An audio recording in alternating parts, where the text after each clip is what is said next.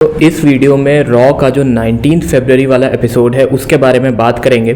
तो सबसे पहला मैच था हमारा कोडी रोड्स और ड्रू मैकिंटायर के बीच में।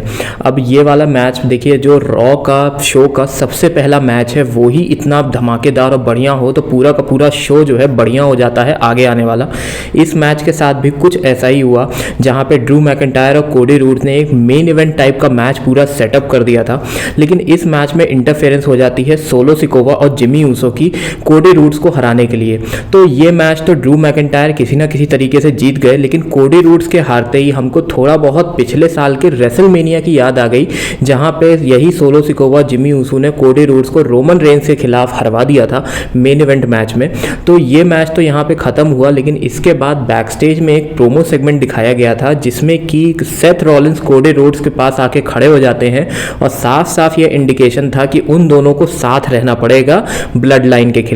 अब नेक्स्ट वीक जो ग्रेसन वॉलर इफेक्ट जो एक टीवी शो चलाता है WWE, उसमें जो है कोडी रोड्स और सेथ रॉलिंस एक साथ आएंगे और एक गेस्ट अपीयरेंस शो पे करेंगे। तो यहाँ पे मैंने जैसे पिछली वीडियो में भी बात करी थी कि कोडी रोड्स और सेथ रॉलिंस के बीच में एक अलायंस, एक टीम बनती हुई दिख रही है जो कि ब्लड लाइन के खिलाफ जाएगी। अब रेसलमेनिया में ये कैसे जाती है वो देखने वाली बात होगी। अब नेक्स्ट सेगमेंट की हम बात कर लें तो वो था एक आइवार और चैट केबल के बीच में मैच।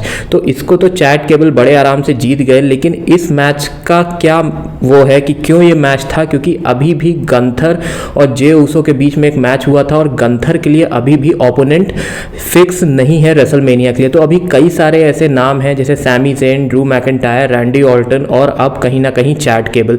तो उन सब चीज़ों के बारे में हम बात करेंगे कि मेन इवेंट में गंथर के साथ क्या हुआ था, और भी सेगमेंट्स के बारे में बात करेंगे इस वीडियो में। तो लाइन से जल्दी शुरू करते हैं। और जो विंस मैकमैन का अभी एक हाल में एक न्यूज़ आई है और काफ़ी जो है एलिगेशंस लग रहे थे, उन पे भी मैं एक डेडिकेटेड वीडियो बनाऊंगा, तो चैनल को जरूर सब्सक्राइब कर लीजिए और बेल नोटिफिकेशन को क्लिक कर लीजिए। तो सबसे पहले मैच के बारे में मैंने आपको बताया, अब एक सेगमेंट के बारे में बताता हूं, वो था बेकी लिंच का सेगमेंट।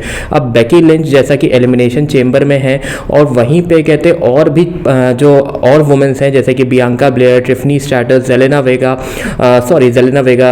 लिव मॉर्गन और हमारे पास हैं रखेल रॉड्रिगस। तो ये जब 6 वुमेन्स एलिमिनेशन चेंबर में मैच करेंगे तो कहीं ना कहीं क्या कहते हैं, ये बेकी लिंच यहाँ पे एक प्योर विनर निकल के आ रही हैं, क्योंकि सबको पता है कि बेकी लिंच और रिया रिप्ली का एक मैच होने वाला है।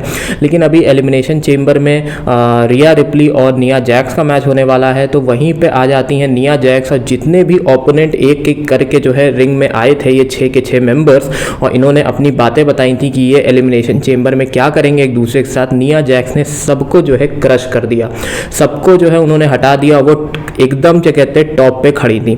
अब निया जैक्स और रिया रिप्ली का एक हमें इंटरव्यू भी दिखाया गया था जहां पे रिया रिप्ली ये बात कर रही थी कि वो कैसे निया जैक्स को एलिमिनेशन चेंबर में हराएंगी, और निया जैक्स ये बता रही थी कि किस तरीके से उनको टाइटल की ज़रूरत है। अब इस सेगमेंट का कुछ ज़्यादा तो मतलब नहीं है, कुछ खास नहीं था क्योंकि दोनों में ही बातें चल रही थी, लेकिन कहीं ना कहीं निया जैक्स का जो है एक रेलेवेंस हम जिसको कहते हैं कि वो क्यों जो है वुमेन्स टाइटल के पीछे पड़ी हुई हैं, वो कहीं ना कहीं बिल्डअप करने की कोशिश की जा रही थी, लेकिन उतना कुछ खास जो है इसका असर नहीं लगा। लेकिन वही बात करें जो बेकी लिंच और इनका सेगमेंट था, तो सीधा बेकी लिंच और रिया रिप्ली का मैच होने वाला है रेसलमेनिया में और बेकी लिंच एलिमिनेशन चेंबर जीतेंगी। तो अब आगे देखना रहेगा कि चीज़ें कैसी होती हैं।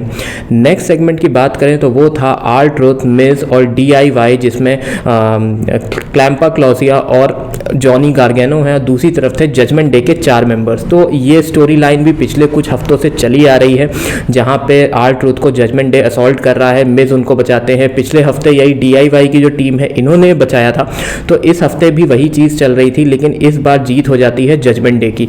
तो इस मैच में भी काफ़ी कुछ ऐसे मोमेंट्स थे जहाँ पे ऐसा लग रहा था कि R-Truth की टीम जीत जाएगी, लेकिन लास्ट में डेमियन प्रीस्ट ने R-Truth को एक choke slam south of heaven जिसको वो कहते हैं वो लगा के ये विक्ट्री सिक्योर कर ली। अब आगे देखने वाली बात ये होगी कि R-Truth का आगे क्या होता है, जजमेंट डे का आगे क्या होता है, क्योंकि ये सब रेसलमेनिया का सीजन चल रहा है, तो रेसलमेनिया के लिए ही सारी चीज़ें बिल्ड की जा रही हैं। आगे मैं शो में आपको बताऊंगा और क्या क्या हुआ है रेसलमेनिया के पर्सपेक्टिव से। तो अब आगे देखना रहेगा कि R-Truth की स्टोरी में और आगे क्या होता है। नेक्स्ट सेगमेंट की बात कर लें तो वो था हमारे पास एक वुमेंस का बैटल रॉयल। अब वुमेंस के बैटल रॉयल में कहते हैं हमारे पास काफ़ी सारे वुमेंस कॉम्पिटिटर थे, लेकिन इसमें जीत जाती हैं रखेल रॉड्रिगेज जो कि रिटर्न कर रही थी। तो ये मैंने आपको इससे पहले जो सेगमेंट बताया था उस पर मैंने रखेल रॉड्रिगेज का नाम लिया था। तो अब जो है हमारे पास जो वुमेंस एलिमिनेशन चेंबर के पार्टिसिपेंट्स हैं वो पूरे हो चुके हैं, आप फोटो में देख ही रहे होंगे। और एक हमको जो है जो पिछले स्मैकडाउन में प्रोमो हुआ था कोडी रोड्स रॉक, उनका भी एक थोड़ा सा एक प्रीव्यू हमको दिखाया गया कि किस तरीके से जो है एक रिकैप टाइप का हम उसको कह सकते हैं। तो ये हमारे मैचेस हो गए। अब आ जाता हूँ मैं मेन इवेंट पे। मेन इवेंट में था Jey Uso versus Gunther intercontinental championship के लिए। अब ये वाले मैच में जो है एक बार को तो लग रहा था कि जे ऊसो जीतने ही वाले हैं, क्योंकि उन्होंने मल्टीपल स्पेयर्स लगा दिए थे, उन्होंने ऊसोस के स्प्लैश लगा दिए थे। लेकिन आप गेस करिए यहाँ पे किसका इंटरफेरेंस होता है, पूरा अनएक्सपेक्टेड जिमी ऊसो का। जिमी ऊसो ने जे ऊसो को मैच हरवा दिया और वहीं पे वो जो है उनके ऊपर खड़े थे और उनसे बोल रहे थे कि तुम चाहे जितने भी बड़े हो जाओ, मैं ही एल्डर ब्रदर हूँ, मैं ही बड़ा भाई हूँ। इस सेगमेंट के बाद जो है हमको रेसलमेनिया के लिए एक और मैच सेटअप होता दिख गया है, brother versus brother, Jimmy Uso versus Jey Uso. अब यहाँ पे अगर थोड़ी सी मैं बात करूँ तो जे ऊसो जिमी ऊसो से काफ़ी ज़्यादा पॉपुलर हैं। पिछले साल समर स्लैम में भी आपको ध्यान होगा जब जे ऊसो रोमन रेंस को हराने ही वाले थे तब जिमी ऊसो ने उनको आके रोक दिया था। उसके बाद से जिमी ऊसो रोमन रेंस और सोलो सिकोवा के एक सपोर्टिंग रोल में रहते हैं, लेकिन जे ऊसो ने अपने लिए बहुत अच्छा किया, उनकी पॉपुलैरिटी भी बहुत अच्छी है, सिंगल्स कंपटीशन भी बहुत अच्छा है। तो आगे आने वाले रेसलमेनिया में अगर इन दोनों का मैच होता है तो जिमी ऊसो के पास बहुत अच्छी अपॉर्चुनिटी है अपने आप को as a main star, as a single star या कह सकते हैं जे ऊसो जैसा स्टार स्टैब्लिश करने का उनको मौका मिलेगा। और ये मैच होगा Jimmy Uso versus Jey Uso, brother versus brother, WrestleMania 40 में। तो ये हमारा पूरा का पूरा रॉ था जो हुआ था। और इस शो के बारे में मैं आपको बताऊं तो अब नेक्स्ट वीक भी हमारे पास सैमी ज़ेन और शिंसुके नाकामुरा के बीच में एक मैच होने वाला है, और आर ट्रूथ का भी एक इंटरव्यू दिखाया गया था। ये सब छोटे छोटे सेगमेंट्स हैं पूरे शो के। पूरे शो के बारे में बात करूं तो शो बहुत अच्छा जा रहा है, स्टोरी लाइन सही बैठ रही हैं और हर एक चीज़ का जो है एक पर्पस दिख रहा है। क्योंकि चाहे वो जिमी ऊसो और जे ऊसो का मैच हो, चाहे वो गंथर का चाहे वो चैड केबल की जीत हो आइवार के ऊपर, हर चीज़ एक पर्पस से की जा रही है। रेसलमेनिया के लिए सेटअप किया जा रहा है। निया जैक्स का सेगमेंट हो, बेकी लिंच का सेगमेंट हो, हर चीज़ का एक पर्पस था, हर चीज़ एक मतलब से समझ में आ रही थी। कोई भी चीज़ ऐसी नहीं लग रही थी कोई रैंडम है या किसी चीज़ से कनेक्टेड नहीं है। तो ऐसा शो देखने में बहुत मज़ा आती है जहाँ पे हर चीज़ फास्ट पेस्ड हो रही हो, हर चीज़ का अपना एक मतलब हो। तो ओवरऑल शो बहुत अच्छा है और बहुत महीनों बाद रॉ का इतना अच्छा एपिसोड आया है जहाँ पे कुछ हमको दिख रहा है, कुछ बनता हुआ दिख रहा है। एक अर्जेंसी टाइप की दिखती है पूरी स्टोरी लाइन में कि कुछ ना कुछ हमको करना है क्योंकि रेसलमेनिया बहुत पास है।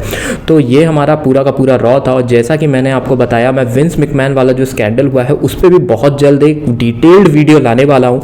तो चैनल्स को जरूर सब्सक्राइब कर लीजिए, बेल नोटिफिकेशन को क्लिक कर लीजिए। मैं आपसे मिलता हूँ नेक्स्ट वीडियो में, तब तक के लिए good bye, take care and I will see you all soon.